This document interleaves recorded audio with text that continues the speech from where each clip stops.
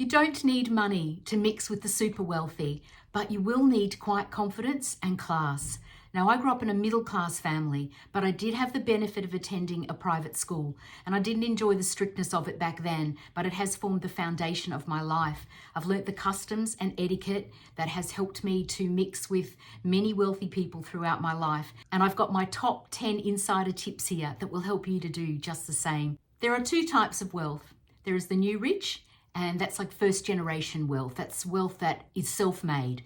Then there's the old money. Think of people like the Vanderbilts, the Rothschilds, the Rockefellers, and the Astors. Old money is a very tight social class. It is much harder to break into because you really need to have been born into old money to really fit in easily. It's not impossible, and some of these tips will help you do that as well. But my experience has mainly been with new money, people who have worked hard for their money, people who are self-made, who are more open to meeting new people and welcoming new people into their group. So as I said, I grew up middle class. I didn't grow up with money. You don't need money to mix with the super wealthy. I've had the benefit of dining with a diplomat. I've been friends with the Prime Minister's wife. I've been very good friends with CEOs' wives. I've traveled business class to many wonderful destinations.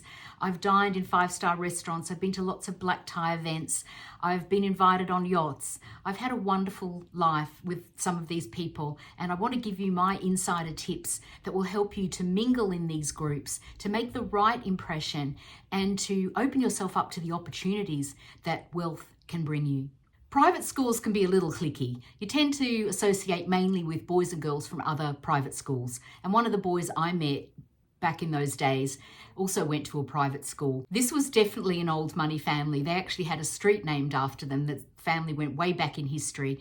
And it was through this family that I got my first start in hospitality. I was staying with them one weekend and he was looking for someone to work in the office of one of his hotels. And he asked me, did I like the idea of working with the accountant and counting money in the bars? And so he obviously trusted me. And I said, yeah, that sounded great. And that started my career in the hospitality industry through this family. But the point here is I got invited back a lot because I never became a girlfriend of this boy. I remained a friend. So he had girlfriends come in and out of his life. Sometimes there was no girlfriend around. Sometimes it was just me. And he had other friends around as well. These guys have fun lives. They have a lot going on. They have the world at their feet.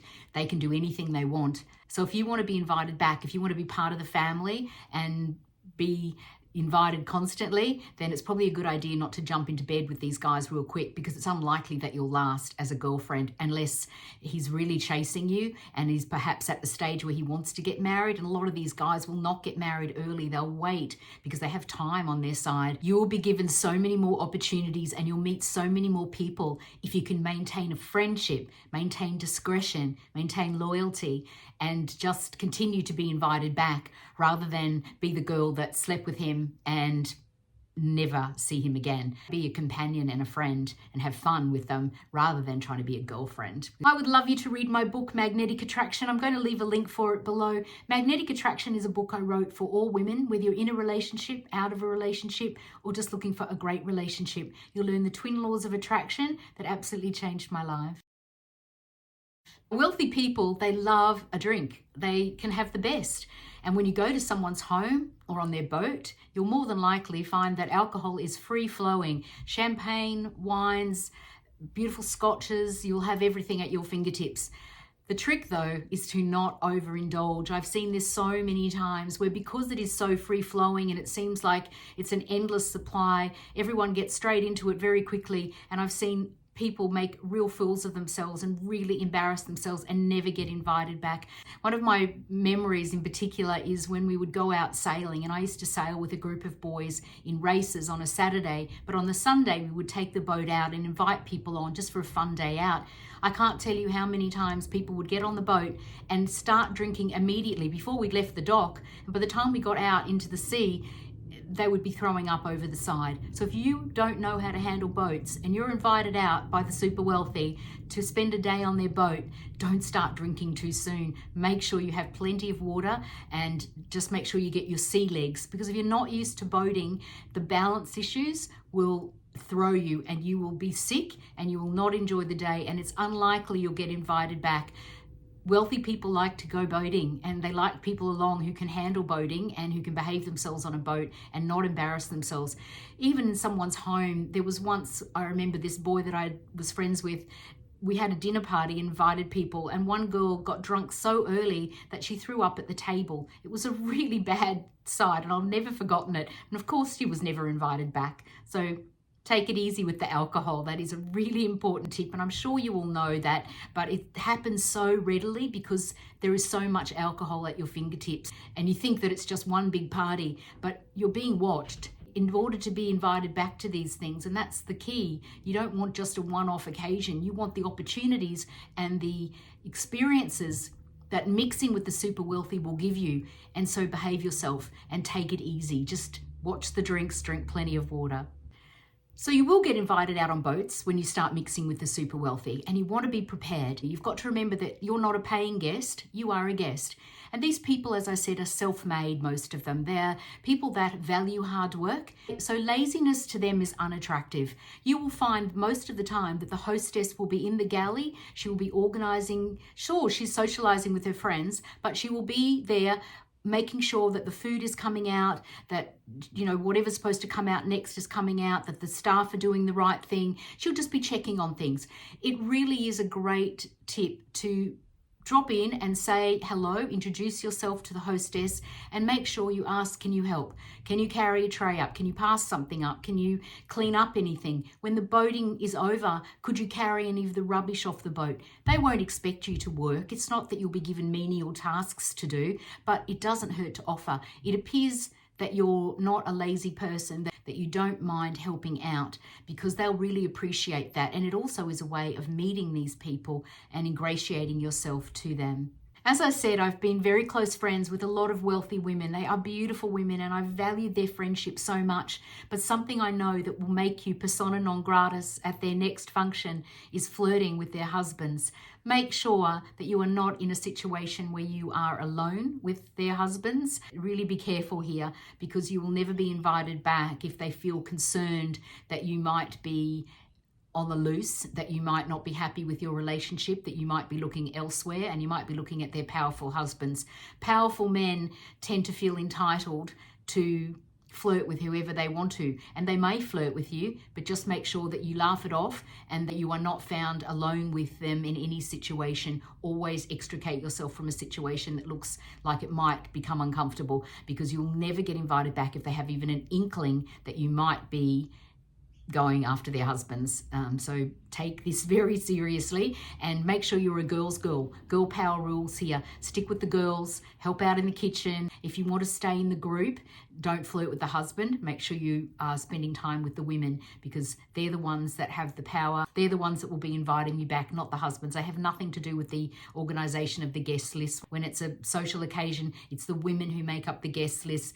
They're the ones that you want to impress. They're the ones that you want to get on with if you want to get an invite back. Rarely will the husband have a say in that. In my experience anyway, it's always the women. And if they like you and they trust you and they feel that you're not there to steal their husbands, then they're going to love having you around for your company and your loyalty to them. So take that one seriously. If you're enjoying the content today, please subscribe to the channel, give it the thumbs up if you like the content. It all really helps the algorithm, helps me to grow my channel, and I really do appreciate it. Thank you so much. Now, another insider tip about the new money, or the nouveau riche as they're called, is they all want to be old money. And a really classy way to show that you are old money etiquette is to have old money manners. And that is something that many of us don't employ these days. We tend to just forget to say thank you. We don't bring a gift to someone's house anymore. We don't send a little handwritten note. They are small things, but they will go so far in ingratiating yourself to new money, because they love good manners. So send a little handwritten note after an occasion. When you go to someone's home, make sure you go and you seek out the hostess. If you've come, say, as a +1 and you don't know who she is, find out who she is, seek her out.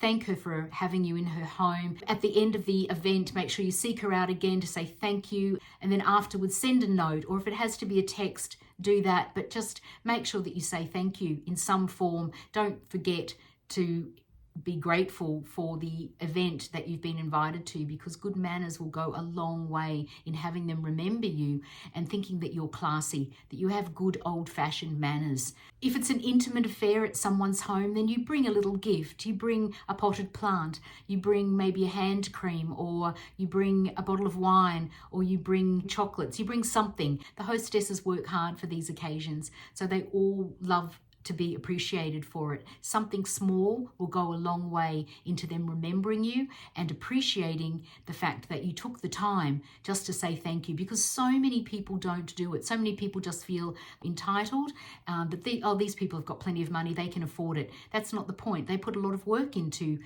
an event, an occasion at their home, on their boats, whatever. So always appreciate that. Show your appreciation by having very good manners and behaving well when you're in their home or on their boats with their friends, and showing them that you have class, and they will really appreciate that, and that is someone that they will want to invite back.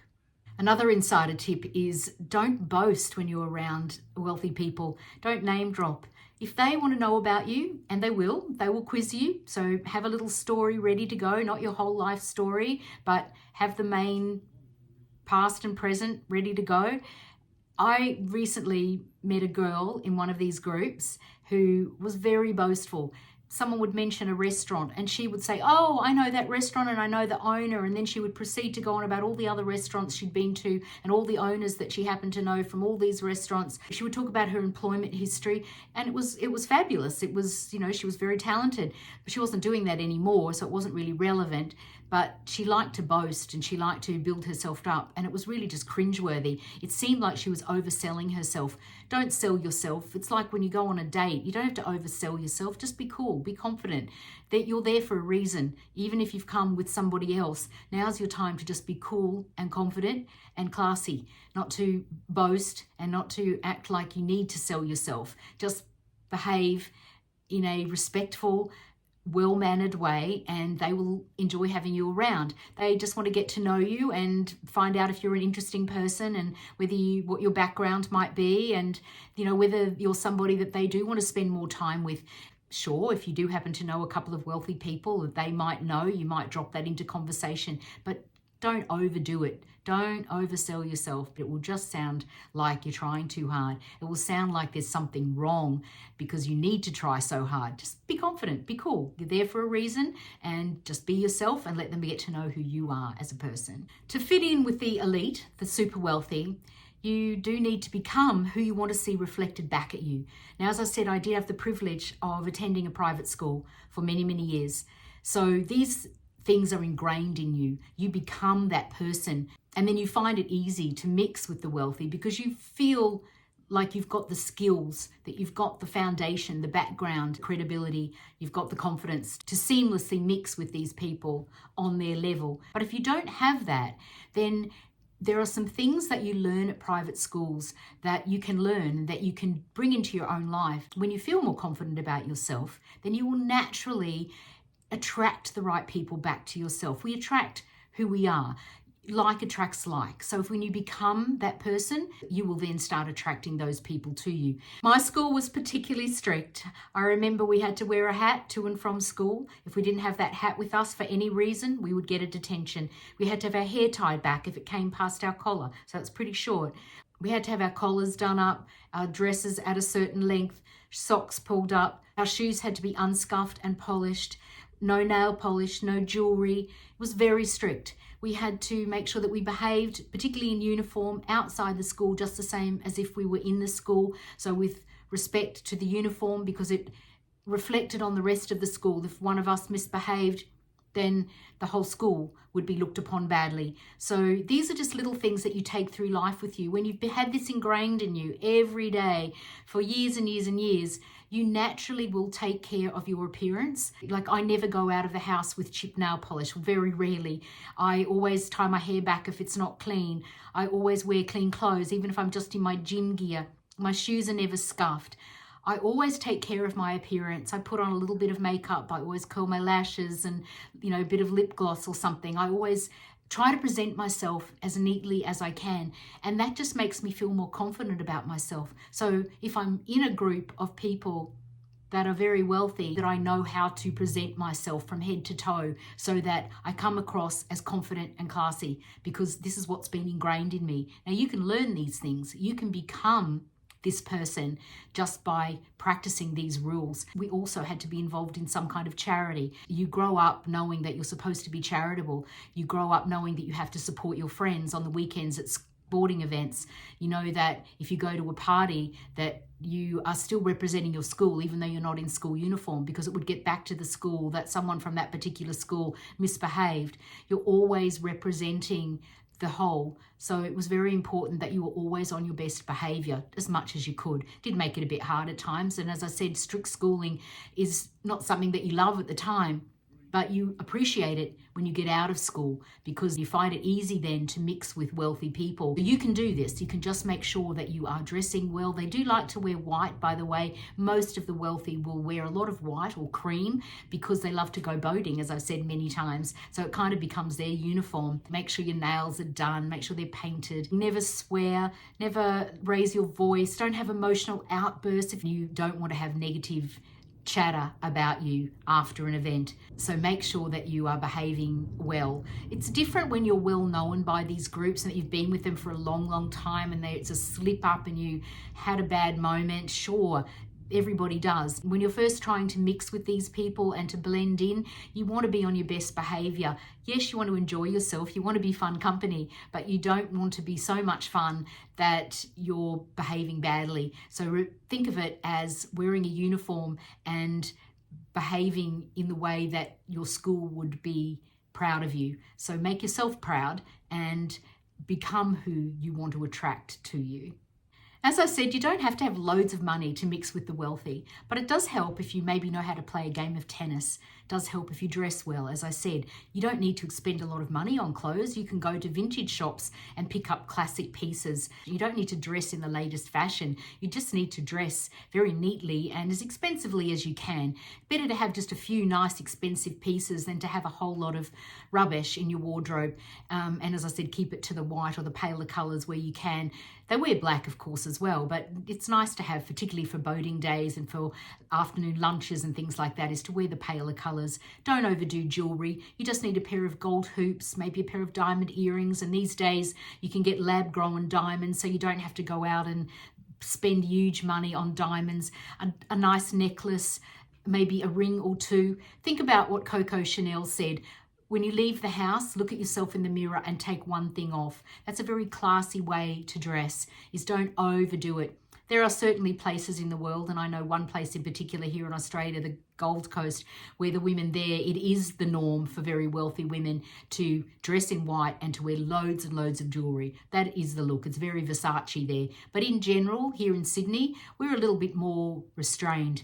We're a little bit more dignified and refined. We don't overdo these things. It's more understated elegance. So think classy. It's better to wear less is more, than to overdo it. It's better not to be embarrassed. It's better to just have a few nice pieces. Make sure your hair is done nicely. Get a good haircut. Make sure you're looking after yourself the best you can. Have a nice facial before you go to that special occasion. Make sure you feel good about yourself, because confidence is like a great outfit. You want to wear confidence in your face. You want to make sure you feel good about yourself when they meet you. You know, those nails are painted, you've got unscuffed shoes, and you know how to hit a tennis ball, you know how to behave on a boat, you've got those sea legs. Maybe get some sailing lessons, or maybe, just get someone to take you out boating. Go out on a ferry a few times, but get used to the water, because you'll definitely be going out on boats. You'll definitely be invited to somewhere where there's a tennis court, and you'll definitely be involved in drinking, and you'll definitely want to be able to handle yourself in all these situations. So get a bit of practice in,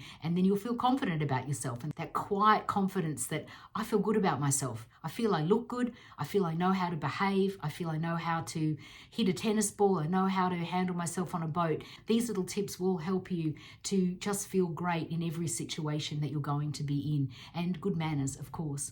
Now, another tip is when you mix with the super wealthy, you will definitely be discussing finances. They don't discuss money per se, about how much money they have. That would be very uncouth. So definitely don't bring up money. But you will want to know about shares, and you will want to know about real estate. You'll want to at least know the language, the lingo. So Make sure that you're financially literate. And I do go on about this in some of my videos because I think you just need to be financially literate for your own benefit. But don't ever let on that you've got credit card debt. Don't ever give the impression that you can't cope with your own finances and you just want someone to dig you out of a big hole. Don't ever give that impression, because that's not someone that they want in their circle. You're not there because you need them to make your life better. You're there to enhance their life and add value to their life. So make sure that you've got your finances in order. And if you haven't, certainly don't say anything about it. Act like you do know a bit about finances, that you know what debit and credit is, that you understand what's going on in the world of finance, that you're up to date with global affairs, local affairs. You want to have conversation. What hobbies and interests have you got? Think about this before you go somewhere. What are you going to talk about? Because when they ask you something, or when you're in conversation, you don't want to just be talking about the weather all the time. You want to have something to talk about. So what are your interests? And be able to expand on that. You don't have to be good at everything, but you want to have something going on that makes you individually you, that makes you interesting to them. And that will, again, help you to get invited back. If you're enjoying the video, please subscribe to my channel and give it the thumbs up if you like the content. Let me know if there's something else along this line that you'd really like me to talk about as well. Now, the biggest tip, if you want to mix with the super wealthy, is you want to make sure that you practice discretion. The worst thing you can ever do is talk about any of these people outside their home or outside an intimate situation that you've been invited into, that you should feel so grateful that you're a part of this situation and that these people are worthy of your loyalty and your discretion. So make sure that you never leave someone's home or any occasion that you've been involved with wealthy people and start talking about them behind their back, start getting involved in gossip. If they're gossiping about someone, a nice thing to do is perhaps offer something nice up about that person if you happen to know them as well, because then they will think of you in much nicer terms. You don't want to join in the gossip. Don't lower yourself to gossip, and unless you know them very, very well and very intimately. When you become very close friends with someone and you're sitting having a quiet chat with them, maybe, but in a group situation, don't come across as a gossip, because then they will think that you gossip about them. If they hear you say something bad about someone else, or talking about someone else, or offering up an intimate detail about someone that they perhaps know, or that even if they don't know them, if they hear you talking about someone disparagingly, then they're going to think that you do the same thing to them behind their backs. And that is a big red flag to these people. They love family. They love their friends. They invite people in, usually because you've been invited by one of their friends, and that's how you've got into this situation. So be trustworthy and don't talk about them behind their back. They will find out and you'll never be invited back. I mean, it's the same rule for all your friends, of course, but particularly if you want to continue to be invited into these groups. I'll tell you a short story here. My partner, I'm in part of his group now, and we've been together for about 6 years. And when I first met him, we'd been dating for about 3 or 4 months. And my partner had already invited me to a destination wedding in Bali. Now, before we went to this wedding, I got invited to an engagement party of a couple that he'd known since they were little kids. And at that party, I met some of these people that I would be going to this wedding in Bali with. And it was my first time I'd ever met any of his friends. And one of them said to me, you can't be part of this group, or you can't come on holidays with us unless you've been dating him for 6 months. Now, luckily, 6 months was up at the time that we were going to Bali. So it worked out perfectly because it was a couple of months away. But they had a 6-month rule. They didn't want someone in the group who would come on holidays with them and that they couldn't then just be themselves. They wanted to know that they had someone along, if it was someone new, that had been in the group for a while, that they could feel they could trust, because we were all staying in the same villa, and they wanted to know that we could all relax and have a party together and just be ourselves. So I appreciated that 6-month rule. They actually asked me, could they call me Liz? And I said, I've got a 6-month rule about that as well. I'll have to, wait until Bali. And they thought that was kind of amusing. So it's good to have a bit of humour as well. Humour goes down well. It will probably take them 6 months to get to know you, to feel very safe about having you in their group. Show them that you can be trusted and that you can be a true member of this inner circle, because it is an inner circle, and you should feel very grateful when you're part of it and behave accordingly. And don't forget those good manners. They will take you a long way. Good manners, class, inner confidence, quiet confidence is what you really need to mix with the super wealthy. I'll see you next time.